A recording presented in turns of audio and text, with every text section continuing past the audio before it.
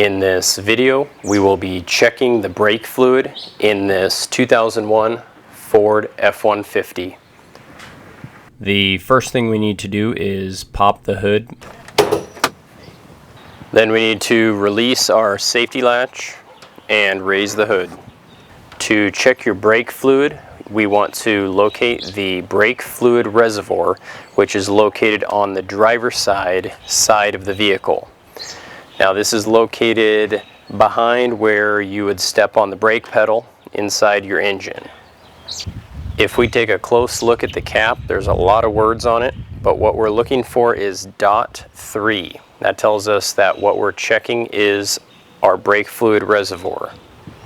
On the side of our reservoir, we have an indicator identifying the maximum level of brake fluid. If I shake the reservoir, we can see where our brake fluid level is. We're right up there near the max, so that is where we want to be. If your brake fluid is low, that's a good indication that, number one, either your brake fluid is leaking somewhere, or number two, your brake pads are getting pretty thin and might need to be replaced. Because as the brake pads wear, there's additional brake fluid that needs to fill the lines, which lowers the level on your brake fluid reservoir. The next thing I'm going to do is remove the cap and use a little piece of paper to check the color of my brake fluid.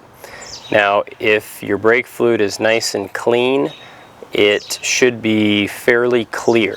If it is dark brown or black, it might need to be replaced, and you can go ahead and replace that cap.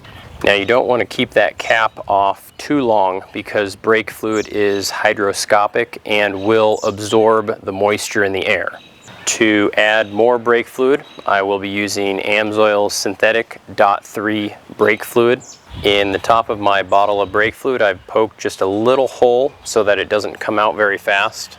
And I'll remove my brake fluid reservoir cap, and I put my finger over that hole so it doesn't drip all over.